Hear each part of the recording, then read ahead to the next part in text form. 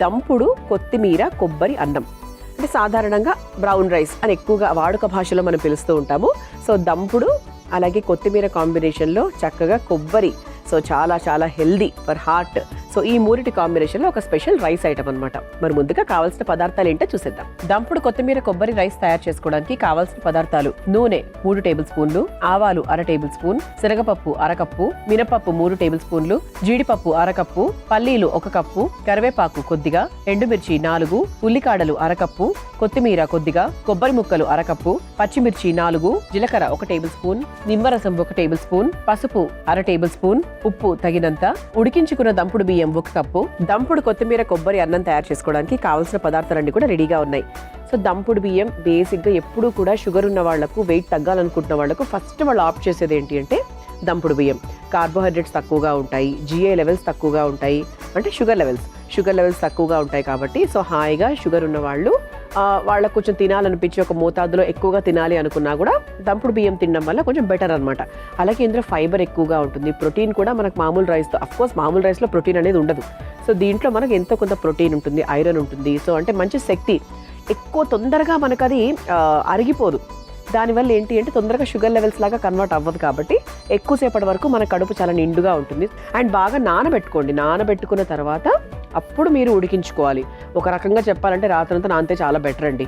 So ఇదేంటి అంటే first మనం చేయాల్సిన ప్రాసెస్ ఇదిగోండి, ఈ పచ్చి కొబ్బరి ఉంది కదా, సో ఈ పచ్చి కొబ్బరి ముక్కలు ఇలా చిన్న ముక్కలుగా కట్ చేసుకొని పెట్టుకున్నాం. ఓకే, సో పెద్ద పెద్ద ముక్కలు మీరు డైరెక్ట్గా మిక్సీ జార్లో వేస్తే బ్లేడ్స్ పాడైపోతాయి. సో ఇది మనకి యాక్చువల్గా ఏంటి అంటే రుబ్బుకోవాలి, కచ్చా పచ్చాగా దంచుకోవాలన్నమాట. సో ఒకవేళ రోలు లేని వాళ్ళు ఖచ్చితంగా మిక్సీ జార్ ఉపయోగిస్తూ ఉంటారు.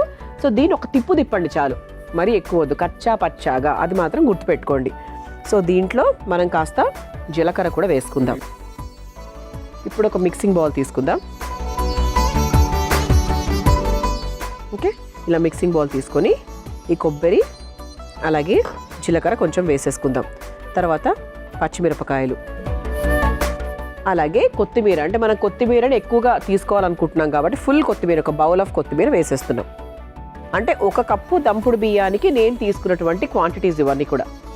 ఇప్పుడు దీన్ని మనం చక్కగా కచ్చా పచ్చాగా దంచుకుందాం, లేదా రుబ్బేసుకుందాం, లేదంటే మిక్సీ పట్టేసుకుందాం. అంటే ఇది మీకోసం అనమాట, మీ ఇంట్లో ఏది అవైలబుల్గా ఉంటే మీరు అలా చేసుకోండి. సో ముందుగా నేను ఒక చిన్న పేస్ట్ లాగా తయారు చేసుకొని తీసుకొస్తాను. ఆ తర్వాత ముఖ్యమైన ప్రాసెస్లోకి వెళ్ళిపోదాం.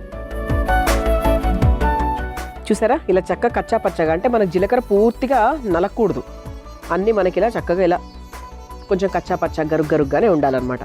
సో ఇది మనం పక్కన పెట్టేసుకుందాం. ఇప్పుడు స్టవ్ వెలిగించేసుకుందాం.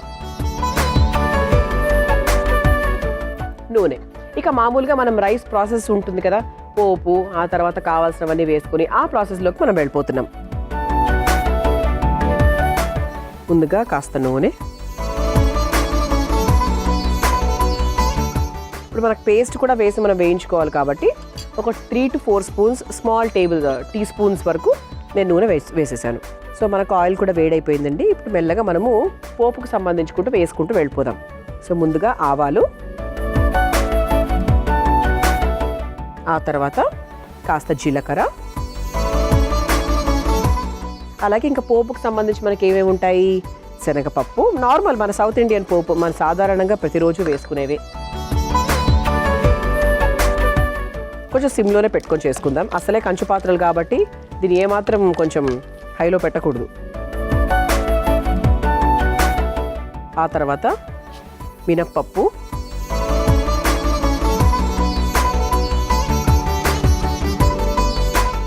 ఆ తర్వాత పల్లీలు. సో పల్లీలు కూడా మంచి ప్రోటీన్ కాబట్టి కొంచెం ఎక్కువగానే వేసుకోవాలి.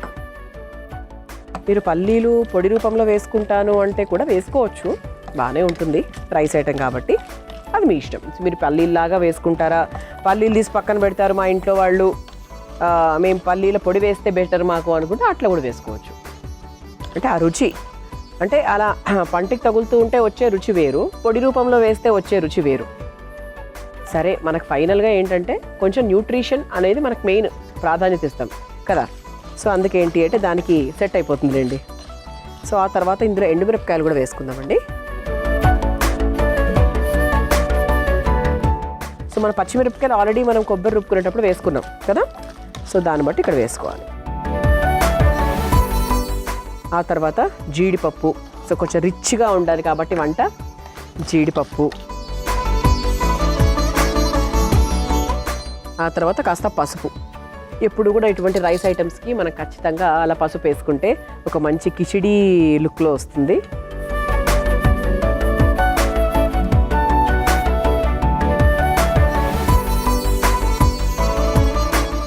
సో చక్కగా లైట్గా వేగుతుంది కదా. సో కరివేపాకు కూడా వేసేసుకుందాం. సో నూనె వేగుతున్నప్పుడే చక్కగా కరివేపాకు వేసేసుకుంటే మంచి కరకరలాడుతూ వస్తుందన్నమాట.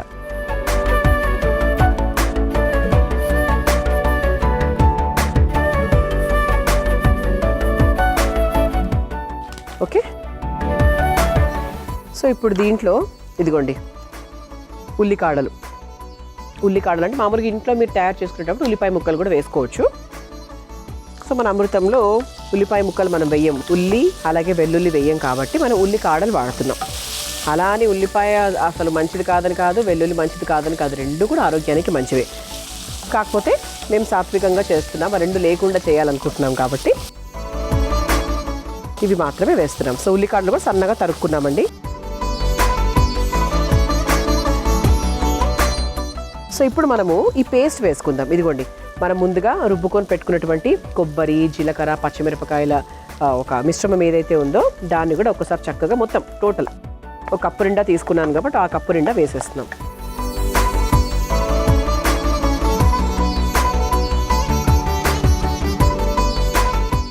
ఆ తర్వాత ఇదిగోండి దంపుడు బియ్యం ఇలా పొడి పొడిగా ఉడికించుకున్నాం చూసారా.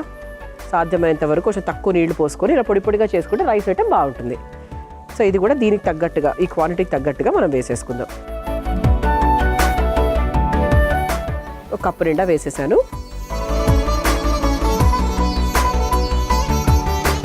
చూసారా గ్రీన్గా భలే ఉంది కదా, అసలు మంచి కొబ్బరి రైస్ లాగా ఉంది యాక్చువల్లీ. సో మంచి కొత్తిమీర అలాగే కొబ్బరి. ఉప్పు ఇంతవరకు యాడ్ చేసుకోలేదు కాబట్టి ఉప్పు యాడ్ చేసేసుకుందాం.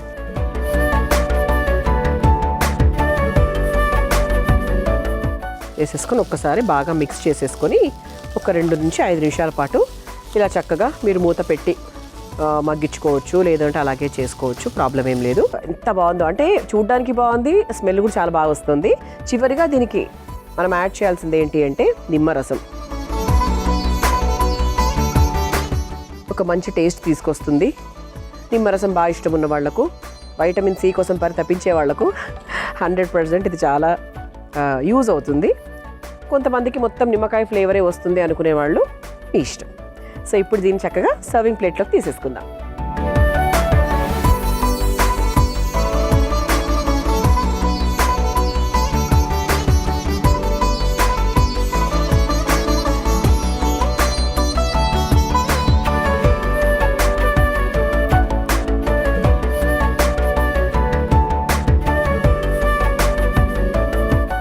వేడి వేడిగా దంపుడు కొత్తిమీర కొబ్బరి అన్నం మీ అందరి కోసం రెడీ. మరి మీరు తయారు చేసుకోవాలనుకుంటే కావాల్సిన పదార్థాలు, తయారు చేసుకునే విధానం మరొకసారి చూసేయండి. దంపుడు కొత్తిమీర కొబ్బరి రైస్ తయారు చేసుకోవడానికి కావాల్సిన పదార్థాలు: నూనె 3 టేబుల్ స్పూన్లు, ఆవాలు 1/2 టేబుల్ స్పూన్, శనగపప్పు 1/2 కప్పు, మినపప్పు 3 టేబుల్ స్పూన్లు, జీడిపప్పు 1/2 కప్పు, పల్లీలు 1 కప్పు, కరివేపాకు కొద్దిగా, ఎండుమిర్చి 4, ఉల్లికాడలు 1/2 కప్పు, కొత్తిమీర కొద్దిగా, కొబ్బరి ముక్కలు 1/2 కప్పు, పచ్చిమిర్చి 4, జీలకర్ర 1 టేబుల్ స్పూన్, నిమ్మరసం 1 టేబుల్ స్పూన్, పసుపు 1/2 టేబుల్ స్పూన్, ఉప్పు తగినంత, ఉడికించుకున్న దంపుడు బియ్యం 1 కప్పు. దంపుడు కొత్తిమీర కొబ్బరి రైస్ తయారు చేసుకునే విధానం: ముందుగా పచ్చి కొబ్బరి ముక్కలు, జీలకర్ర, పచ్చిమిర్చి, కొత్తిమీర వేసి కచ్చా పచ్చాగా మిక్సీ పట్టుకొని పక్కన పెట్టుకోవాలి. ఇప్పుడు స్టవ్ వెలిగించి బాండీలో కాస్త నూనె వేసి వేడయ్యాక అందులో ఆవాలు, జీలకర్ర, పచ్చిశనగపప్పు, మినప్పప్పు, పల్లీలు, ఎండుమిర్చి, జీడిపప్పు, పసుపు, కరివేపాకు, ఉల్లికాడలు, రుబ్బుకొని పెట్టుకున్నటువంటి పేస్ట్ వేసి వేయించుకోవాలి. తర్వాత ఉడికించుకున్న దంపుడు బియ్యం అన్నం సరిపడా ఉప్పు వేసి కలిపి 2 నిమిషాల పాటు మగ్గించుకొని చివరిగా నిమ్మరసం పిండి ఒక సర్వింగ్ ప్లేట్ లోకి తీసుకుని సర్వ్ చేసుకుంటే దంపుడు కొత్తిమీర కొబ్బరి రైస్ రెడీ.